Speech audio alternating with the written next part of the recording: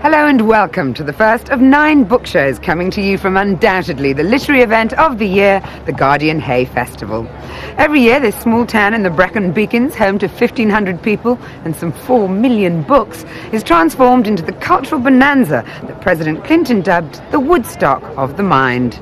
Literary titans, world presidents, musicians and artists are all to be found gathered under one umbrella, or let's be optimistic and say parasol perhaps. Over the next 9 days I'll be talking to key figures at this year's festival, and we kick off with a truly exemplary cast list. On the show today, national treasure and Britain's best-loved travel writer Bill Bryson finds us no place like home.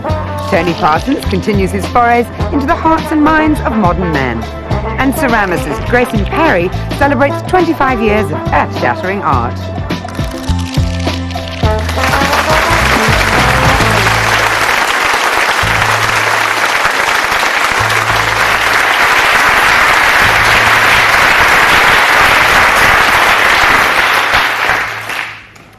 Hello and welcome to the book show, coming to you from the 23rd Guardian Hay Festival. I'm Mariella Frostrup, and over the next few days I'll be talking to the likes of Nobel laureate Nadine Gordimer, Spanish literary sensation Carlos Ruiz Zafón, Audrey Niffenegger and Simon Sharma. Adding further to our stunning guest list, we'll also be bringing you a selection of the best musical acts appearing too, and we kick off with twice Mercury-nominated Beth Orton. Also on today's show, a rare treat, as Jerry Hall waxes lyrical about her favourite poetry, and Andrew Marr reveals his most treasured line in literature. So, without further ado, let's meet today's first visitor.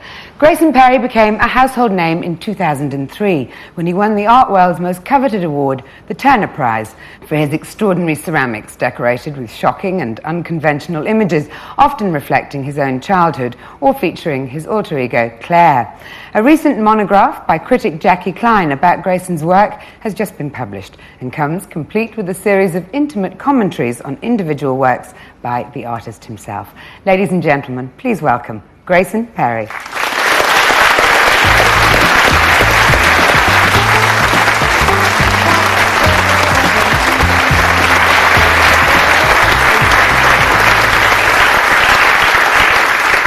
Grayson, I feel terrifically underdressed, and I made a really big effort today. Well, it's a festival. What do you expect?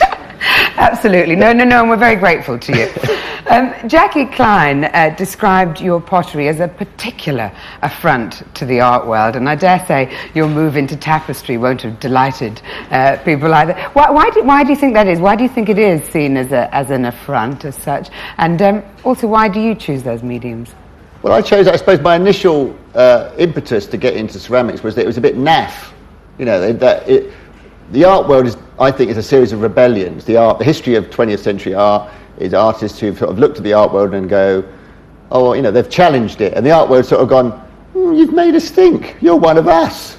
And I think that's how it's worked. And so I think that it took a long time for them to come round to the idea of pottery, though, because it was a bit icky, it was a bit sort of suburban, maybe, a bit kind of, craft has always been the sort of pretentious next-door neighbour, since it became craft. Or in the subdivision, in a way, isn't that how people have sort of seen it? It's craft, it's not really art with a capital A. Well, I think what happened was in the 18th century, gentlemen had ideas and they formed the Royal Academy, and that became a kind of intellectual powerhouse of art. And then craft is what the workers did. They went to the V&A, they learned how to make things for the British Empire or whatever, and so there was that class division there. And I think I identify heavily with the man who makes things. I think that we're learning now that the fact that we live in a world, the virtual world, which is over-conceptualized. People are losing touch. I mean, all these people who work on a screen, which is probably most of the people in this entire festival, they probably can't even change the plug. Oh, I think that's a terrible affront to our guests today. I'm sure they're all very, very capable, and probably very few of them work on screen. Anyone want to admit to working in screen, apart from our cameraman? Well, what I mean is they work on a screen, a laptop. Oh, indeed. The virtual world. And I think they don't touch stuff. They have a they're divorced from the kind of visceral reality of how the world is made. Isn't that one of the sort of criticisms, the most sort of rampant criticisms of the YBAs, to whom you were a sort of cousin, I suppose, yeah. which is that there was a terrible sort of industrialisation to their art, well, and very little hands-on. But you are the hands-on man, aren't you? Yeah, mainly, but I also work with people who make me things. I hope to bring this motorcycle that I've had built to my design here, but it wasn't quite ready. But I think that's their style. It would have been difficult in that dress as well, wouldn't it? Yeah, well, I've got a special outfit, I tell you. You want to see I that bet one. you have.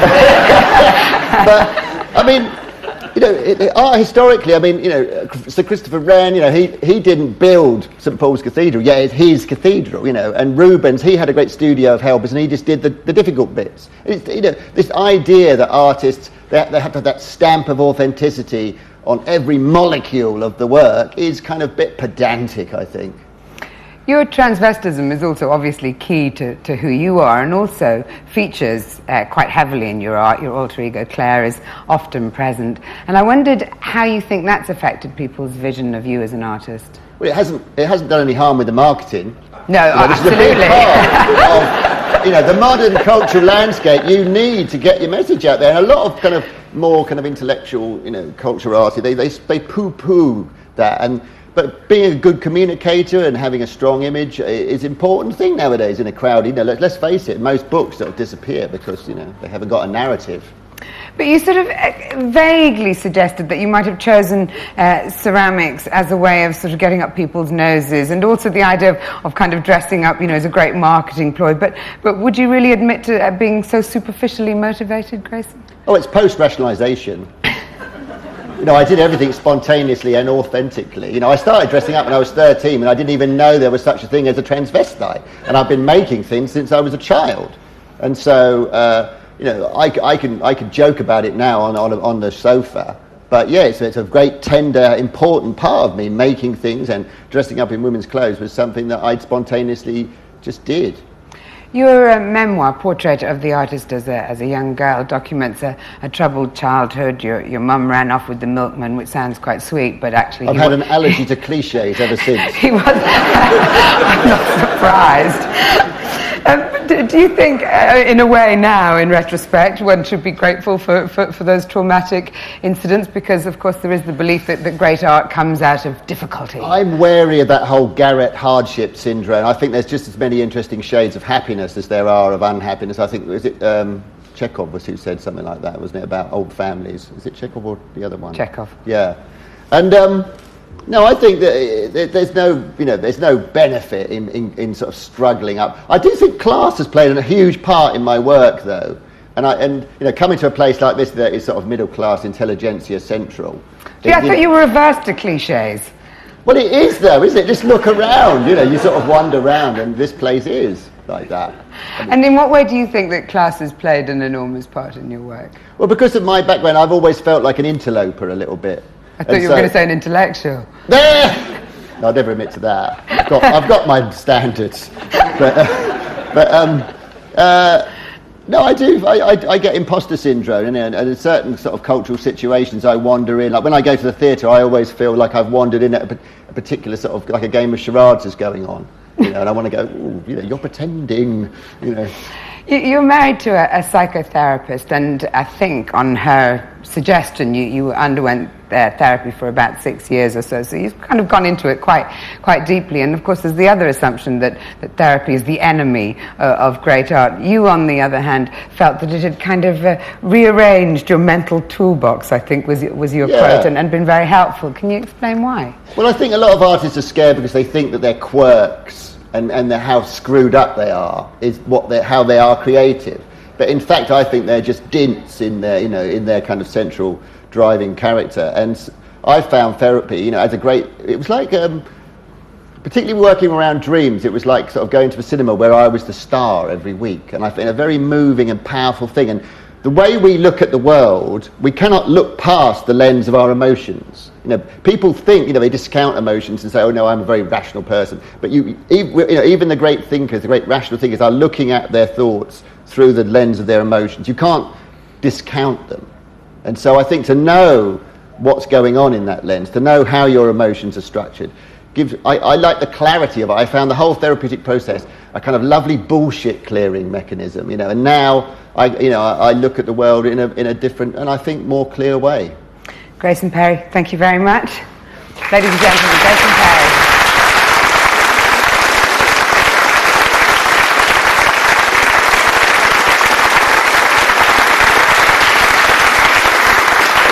And we'll be seeing Grayson later in the show, and along with today's other visitors, Bill Bryson and Tony Parsons, he'll be telling us about the books he's hoping to jet off with this summer. And there'll be a chance to win all my guest choices across the series. For details, log on to our website at sky.com/arts. Now, one of the amazing things about Hay is you never quite know who you might meet roaming through the valleys. Who'd have thought the original supermodel, now actress extraordinaire, Jerry Hall, would be seduced by the literary bright lights here at Hay? It's great to be here at the Hay Festival. I've heard so much about it. This is my first time here. It's lovely to be able to walk around such a charming village and be with so many kindred spirits who love reading and love poetry. And I love the big banner they have where it says, "Some say life is the thing, but I prefer reading." I think that's very funny. I've escaped up to the hills to get away from the crowd, to read some poetry, because after all, it is a solitary pursuit. We studied Emily Dickinson at school. She's one of the great American poets. I love her poems because she uses very simple language, and they're very powerful.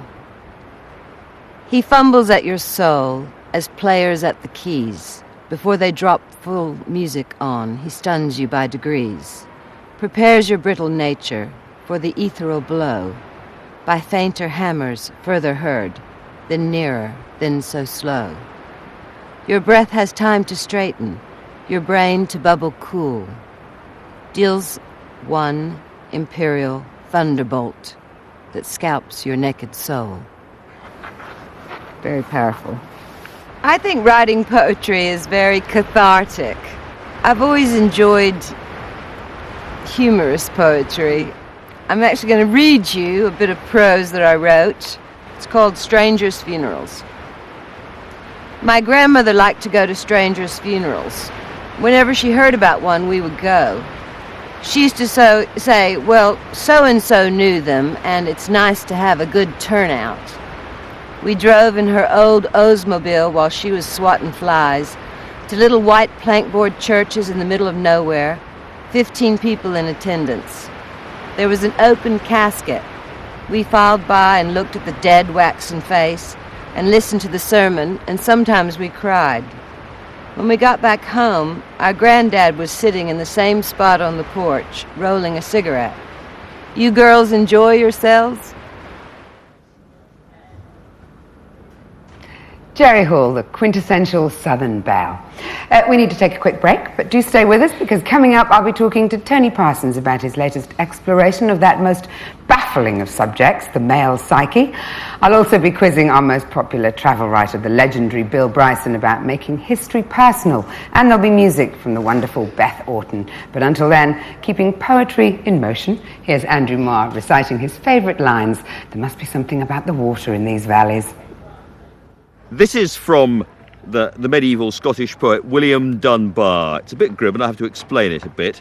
It starts off, "No statin aird here standis sicker," which means nothing on earth is surer. As warvis the wind, so warvis the wicker.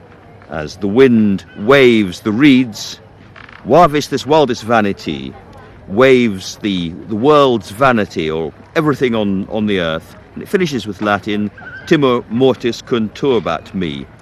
And it's wonderful because it's the play of the wind through the words. No statin aird here standis sicker. As does the wind warvis the wicker, warvis this worldis vanity. Timor mortis conturbat me.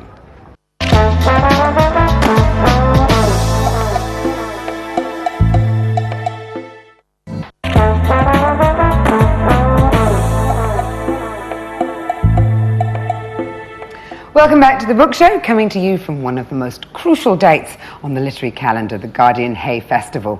Still to come, we'll be hearing music from Beth Orton, and my three visitors will be providing some fascinating and eclectic holiday reading choices. But first, let's summon my second guest to the stage.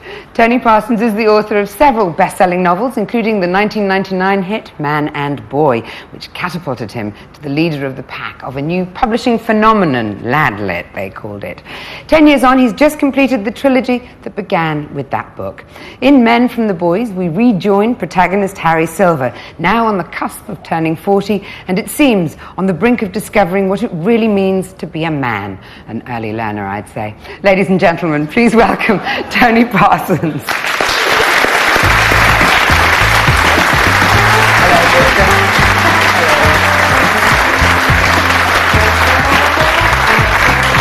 It's that sun hat that's affected the weather here, isn't it, Tony? I've been to Hay many times. I was expected to be sunny, and I'm always kind of come down to Hay, but it always rains. It always clears up later too. It's like Wimbledon. You've doomed us. Yes. Harry Silver in Men from the Boys is going through the proverbial midlife crisis. Is it? And they do I don't say really believe in the midlife crisis. You don't believe I don't in the believe midlife in it. I think it's crisis? a myth. Well, I was going to ask you if it was a case of writing what you know, but clearly not, because you don't believe in it. So what is Harry going through in that case? Because he's at a watershed moment in his life. Should we say that? Yeah, but I think we always are. I think we always are at watershed moments. And I think that the people mistake being middle-aged for being dead.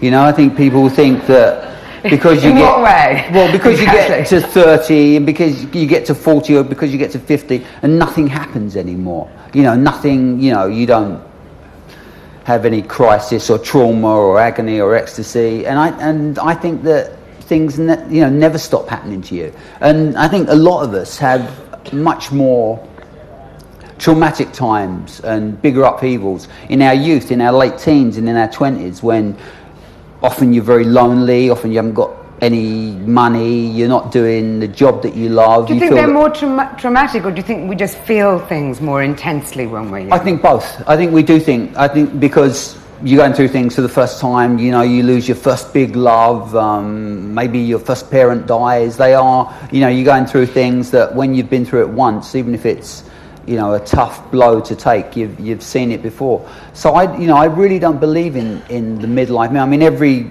50-year-old man I know has got Harley Davidson, and I think, well, what's wrong with that? Including Grayson. What's wrong with that? You know, why not? Why not? And so why have you chosen to write a book about Harry Silver on the cusp of turning 40? Well, I think it's an interesting time. It's 10 years on from Man and Boy. A lot happens in 10 years. You know, it's the classic John Updike rabbit gap. You know, Rabbit Angstrom, Updike visited him every 10 years.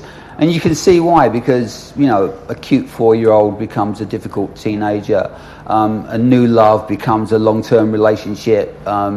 Feelings that you're going to live forever start to fade, and you begin to count the years that you've got left. So Your ex, Julie, dubbed it what it's like to be a man in this rotten old world. In terms of the story, do you think that it is particularly tough to be a man in this world? I'm always happy to put a bit of work Julie's way, so I hope she's going to be reviewing all the future books too, and you know, she needs that 250 quid from the Observer. It's actually a very good review, you know, moving and funny. I mean, if that's like the worst review that I've had is from my ex-wife, so, you know, I'm going to have that on the paperback. Moving and funny, my ex-wife, you know. I thought it ended quite romantically, but really I didn't want to talk particularly about Julie, because other people have also sort of recognised this trait in your fiction, which is that it is quite complicated to be a man in this new modern world. Well, do you still feel that? Do you feel it less? Well, I think that we're going through what women have gone through for the last 30 or 40 years, and it's not, you know, people talk about it, the cliche is emancipation. Having it all, you know, balancing work and home and all that, and men forced to address that in a way that they weren't in my father's generation. I didn't really see my dad when I was growing up, because my dad worked 6 days a week. We had one meal together, Sunday dinner we called it, before we learned apparently it's lunch, you know, which I didn't know at the time. But we just had our Sunday dinner together, and my dad didn't think about parent. He was a great father, actually, you know, but he didn't think about it. He certainly didn't have that, you know, that great conundrum that men and women have in the modern world, where it's 6 o'clock. Can you skip that meeting because you're picking up your kid, or because your kid's in some school performance, you know? And I think men have, which I think is a good thing. I think it's. I think men are happier now, and I think we're more rounded, and I think that my dad missed out on a lot. You know, I think I can remember every football match we went to. I can remember every kickabout that we had, because there was so few. There was so few. But it's interesting that in this book, then you've chosen really the thing that makes the greatest impression on Harry is are two encounters that he has with Second World War veterans, and it's very much a sort of suggestion that those old male values and virtues are actually things that we're losing and need to celebrate more. Yeah, absolutely. And I mean, I think there's an enormous gap between my father's generation, the men that fought the Second World War, and my generation. The gap is bigger than the gap between, say, my son and I. I don't know that, you know, going to see Oasis at Earl's Court is that different from watching the Sex Pistols at the screen on the green. But, you know, except your dad wasn't with you. But, you know, fighting Nazi Germany as a teenager, you know, being in the war, having that experience. And my father was a Royal Naval Commando, so he was really absolutely at the sharp end. Most of the men that he fought with died, and you know, there's an enormous gap between his generation and my generation, and that's what I measure. And it's not just what I measure in Man and Boy and Men from the Boys. I mean, I measure that every day of my life, the difference between us. And it's always, you know, it's always been a thing for me. You know, am I the man that my father was? Can I walk in his shoes? Am I as tough as he was? Am I as good as he was? Am I as useful as he was? What do you think that your No, radical... is the answer. Yeah, well, I wasn't going to go there. I wondered what you think that your radical young self, the one, you know, who was spitting at the Sex Pistols in No, I never spat. I was first generation punk. First generation punk. We never spat. We dubbed moisture from the corners of our mouths delicately. What do you think he would have made of the man you've become? I don't know. I don't see a lot of difference, really. I mean, you know, family was always very important to me. Even when I was, you know, staying up all night with Iggy Pop, I, you know, go and see my mum. See them the next day. Go and see my mum and dad at the weekend. You know, take my laundry home. You know, so I was always family was always I was very close to my parents, and didn't, you know, it wasn't. There was never a time when I wasn't close to them. You know, family has always been central to me. So you know, I was young and stupid and running wild. And now? Now I'm just old and stupid and running wild. Yeah. So you know, time changes us. It would be tragic if the years didn't change us and didn't mature us. But I don't see such a big difference. I mean, I was always, you know, I didn't work for a grubby little fanzine. I worked for the NME. I worked for an IPC. I've always been kind of mainstream, populist, you know. I've always wanted to please the people. And you always do. Ladies and gentlemen, Tony Parsons.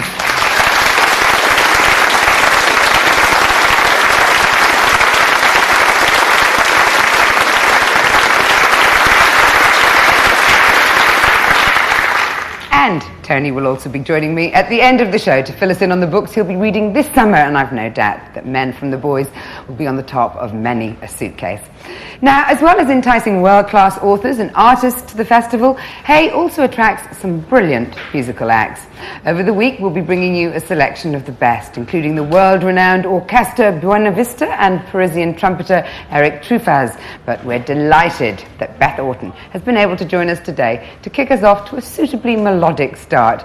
Beth's been nominated twice for Mercury Awards and has won a Brit Award. She's here today to play Someone's Daughter, accompanied by Sam Amadon.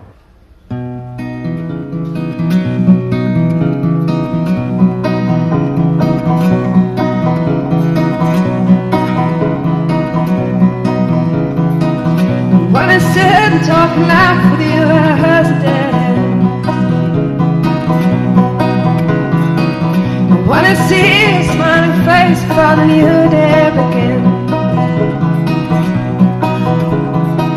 I never know what it means to see the sunlight in your hair dancing everywhere. I wanna shout about it, but I keep quiet about it. Wanna laugh about it, but I don't wanna live without you, but I wouldn't do without you. I'm someone's daughter, I am somebody's son. Gonna ease your mind till the morning comes. I'm no one's daughter, I belong to the sun. Gonna ease your mind till the morning comes. Yeah, yeah, yeah, yeah.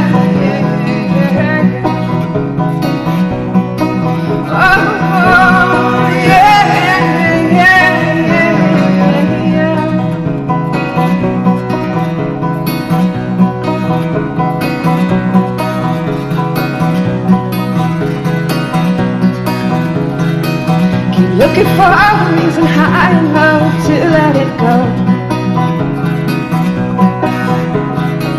Keep losing my mind, looking for the peace that I just don't find. I wanna know how it feels to be the sunlight in your hair, dancing everywhere. Wanna shout about it, but I keep quiet about it. I wanna laugh about it, but I don't joke about it. I wanna live without you, but I wouldn't do without you. I'm someone's daughter, I am somebody's son. Gonna ease your mind till the morning comes. I'm no one's daughter, I belong to the sun. Gonna ease your mind till the morning comes. Oh, yeah, oh, yeah, yeah, yeah, yeah.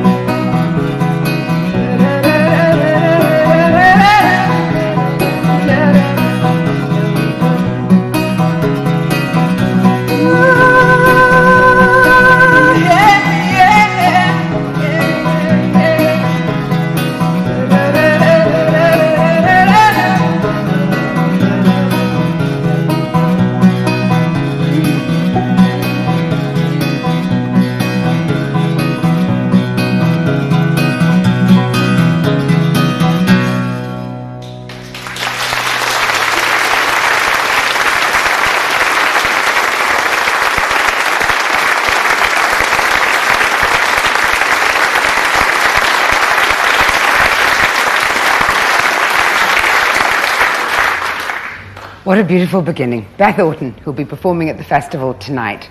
Now, when Hay first announced that my next guest was attending the festival, tickets sold out within a matter of days. Born in Iowa, Bill Bryson has lived in Britain since 1973, apart from a brief trip to the States in the 1990s, prompted by fears that his countrymen were in need of guidance after reading that nearly 4 million Americans thought they'd been abducted by aliens. Bill's latest book, At Home, is an inwards look at all human life, but this time through a domestic telescope. Ladies and gentlemen, please welcome Bill Bryson.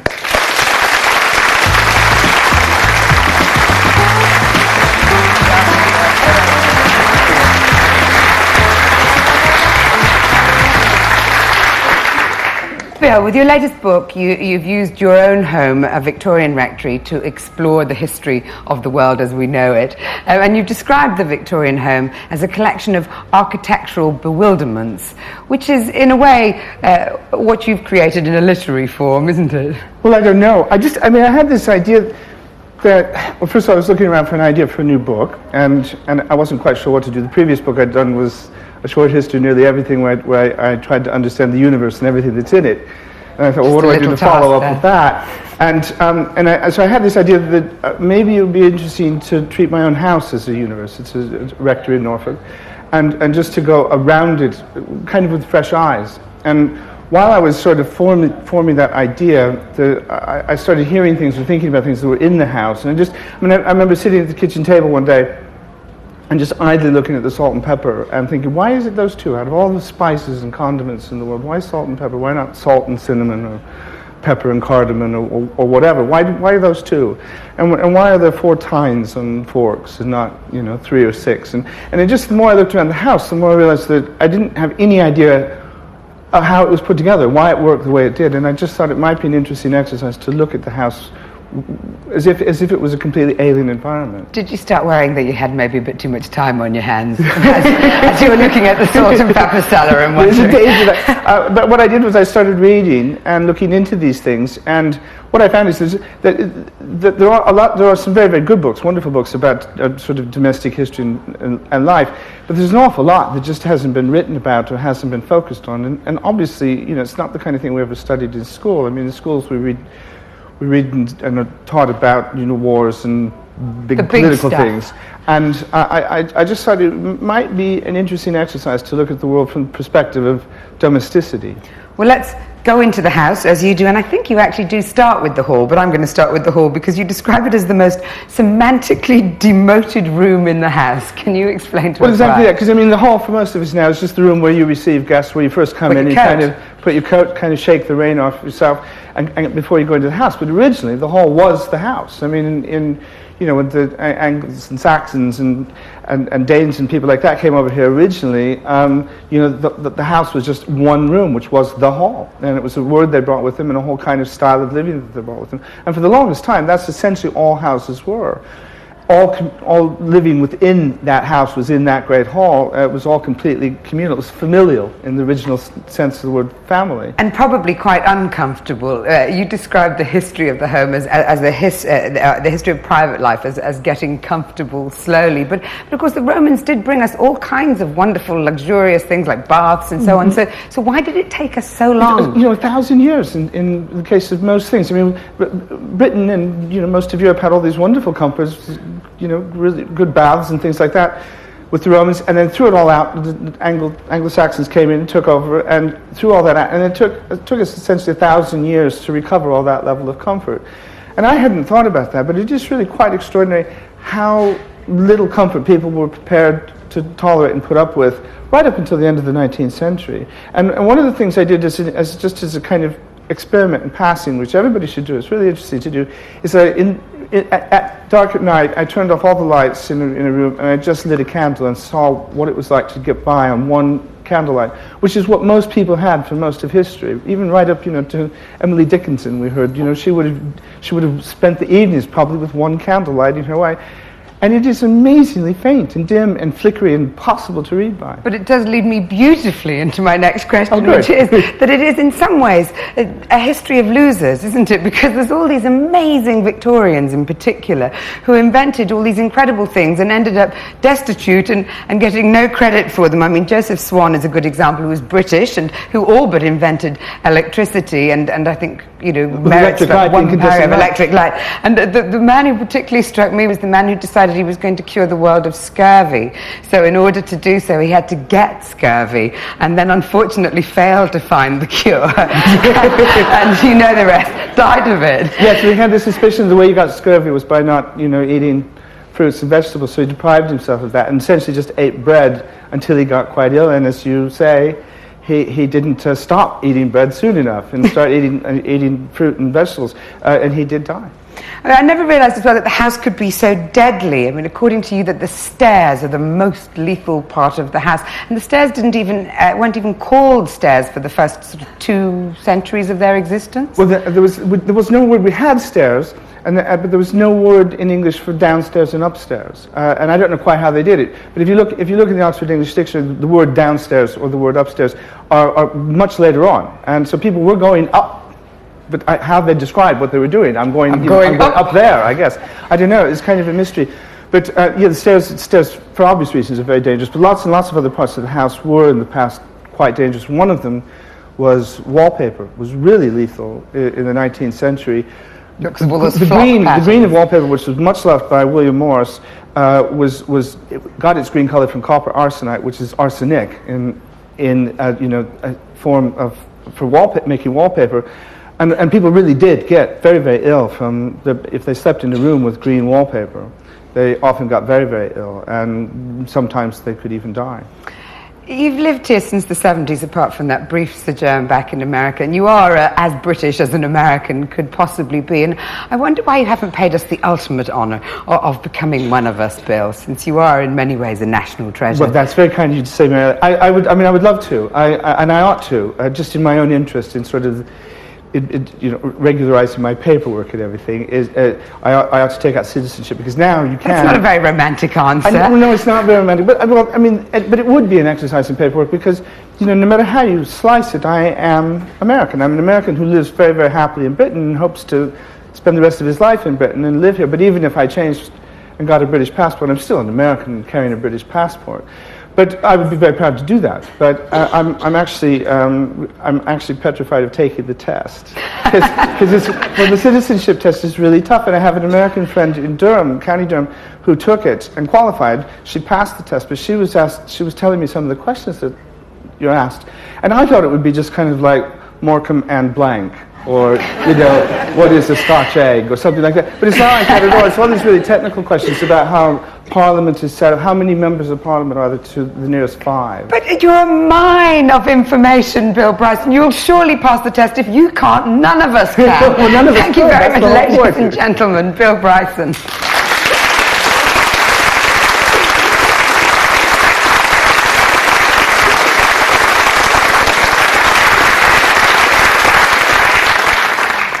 Time for another very swift break, so don't go far, because still to come, my 3 guests will be back to tell us about the books they're looking forward to taking on holiday this summer. See you in a few moments.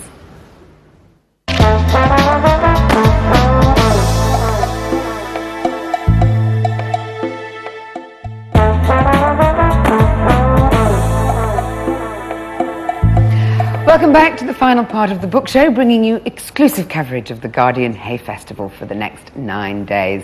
Now, I'm sure no one would disagree that having plenty of time to read is one of the great pleasures of being on holiday, though I think I might take to magazines myself after this sojourn. But finding treasure among the morass of books out there can be a challenge. We've asked our guests to shoulder the burden by sharing their summer reading, in the hope that by the end of the week you'll have gleaned plenty of suggestions. So I'm going to start with you, Grayson, and see what's in your holiday bag. I feel like I'm on some kind of strange game show, but I'll try and get over that. What's in the bag? My first choice is an example of that great 20th century movement, nepotism. Oh, excellent. We love a bit of that. Which is by my wife. It's Couch Fiction, a graphic tale of psychotherapy, where she has told the story, really, from both sides of a therapist and a client through a whole case situation. You're not turning into like Pamela Anderson and Billy Connolly, are you? Where you're going to just like devote the rest of your lives to writing great tomes about each other's. I think it's kind of, I suppose that's kind of celebrity love, isn't it? But clearly. Anyway, I think it's very interesting because, like we discussed earlier, psychotherapy, I think, is a very interesting and underrated field. And this book, to anybody who's interested in maybe going to have therapy or a training to be a therapist, it's a great way of understanding what's going on in the therapist's mind. It kind of demystifies a lot of things. And it's also a graphic novel, isn't it? Yeah, it's a graphic novel, so you see the thought bubbles of the people in it, but also there's academic notes underneath to actually give the theory that backs up the sometimes chaotic behaviour of a therapist. I think one of the great things that she does is that she shows therapists are fallible. Well, very true, which you've also mentioned a bit in your art, but I thought I could just ask you one very quick question about that book, which is that you do appear to have the most multi-talented cleaning lady in the entire universe, because she illustrated this book, didn't she, John Yeah, Craig? I don't think the cleaning lady is necessarily a headline skill, But she does a bit of cleaning. Yeah, Around your house. Well, yeah, she's not our cleaning lady anymore now. I think she's moved. She's moved on. Well, you've done yourself out of it, haven't you? Yeah. Should we move on to your next book? Yeah, my next choice. Well, I haven't read this one yet because it's Germania by Simon Winder. Is it a hint as to where you're off on your holidays? Yeah, I mean, I mentioned earlier I've had this motorcycle built. It's basically my teddy bear's Poke-mobile. And my teddy bear, when I was a child, his enemy was always the Germans. And so I've never been to Germany. I had a kind of aversion to it somehow. So I thought, I'm 50 now, it's about time he made reparation with the Germans. So I'm taking him on a kind of pilgrimage to southern Germany. And will Claire be going with you? Yeah, I've got a very special kind of set of motorbike levers to wear on it. It's kind of somewhere, it's kind of Charles I Cavalier meets little Lord Fauntleroy in leather. I'm sure the Germans are chomping at the bit. Yeah, they like leather, don't they? Allegedly, Grayson. Tony, please move me on swiftly. For crying out loud. Well, I haven't read either of these books, and I'm looking forward to reading them. One is The Pregnant Widow by Martin Amis. I hardcore Amos fan in the 80s. I really loved Money, The Information, London Fields, and lost my faith a bit, I'm afraid, with a couple of duds along the way. And it's a bit like a band that you really love and then they let you down and you think maybe the flame has gone out forever, but there are a few embers smouldering away. And you think this might rekindle this is meant to be. I mean, I've got a book out this week, and so we're always, when you've got a book out, you're quite defensive and dismissive about reviewers and the critics until like my book's getting good reviews. So actually, I think it's a really important function that the critics play in our culture. I think they're vastly underrated. I think they do a wonderful job. They're dedicated. Except when it's they're dedicated people. They know their stuff. Except when it's your ex-wife. Anyway. And Amos as people have been saying, it's a return to form. And people say that about David Bowie. People always say, it's his best album for ages, and I don't trust that anymore. But I'm prepared. I loved him so much. I love Martin Amos so much that I'm really prepared to give him another shot. And I'm hoping it is going to be some kind of return to form. He posits the theory in it that perhaps the sexual revolution was actually very damaging to women. That they ended up not with what they sought. Do you agree with that sentiment? No, I think. I've read. I've read a lot of feminist literature. I read The Female Eunuch when I was a young man because I thought it'd help me get chicks. And did it? Yeah, it did. It was wonderful. And Germaine Greer's dating guide. And as I understand it, the purpose of feminism wasn't equality but liberation. You're good, aren't you? You did read it. No, I did read it. Okay, I really did. I was book. that desperate to get chicks. And the other book I've got in here is The End of the Party by Andrew Rawnsley. Now, Andrew Rawnsley is the guy whose column is a political writer, and I read his column on a Sunday in The Observer before I read anything because I love the way he writes and I trust him. And this is the book that got a lot of stick when it came out because people said he was dishing dirt on Gordon Brown and all the grumpiness and chucking things and bullying. So it's quite controversial. Quite prescient, didn't it? Yeah, and this is like pre-Gillian Duffy, that nice little old lady in Rochdale being abused in the back of the Prime Minister's limousine and all that. You've never said stuff. anything rude about anyone behind their back, I suppose. No, I would never be mic'd up, and if I did, I'd know I was mic'd up. So it's but he's a really brilliant journalist, Andrew Rawnsley, and a period in our national history has come to an end with the end of New Labour and Gordon Brown leaving Downing Street, and I trust him, and I think you can ask no more of a political journalist. So I think you'll have a great holiday with those two terms. I'm hoping it's going to be quite a long 6-month holiday. Yeah, exactly. Bill, what have you got in your bag? Well, I've got one book that I was sent. It's called How Bad Are Bananas? Well, that was clever of them because here you are talking about it now on the sofa. And I was so pleased to be able to choose it because, as I'm sure any writer would confirm, you get sent a lot of books, and they're always very hopeful, and almost always it's a waste of their time to have sent me books, whether it's from the author himself or the publisher, because you can't read them all, you can't do anything about it, even if you do like them. And this is one that was sent to me by a publisher friend, somebody I know, but he didn't particularly highly recommend it. I mean, he wasn't being pushy or anything about it, but I just started looking at it, and it's just a terrific book, and it's the carbon footprint of everything. And it's not a matter that I'm especially interested in, I mean, no more than the average person, but it just looks at how much carbon everything we have around us generates and how wasteful it is, or good or bad, and kind of which acts that we do in everyday life are comparatively virtuous and which are bad. And what is nice about it is that it's very, very, very measured and very sensible, and he's not banging any drums or anything. He's an academic who just is measuring these things as dispassionately, and he writes very agreeably, and it's just a kind of engaging writer.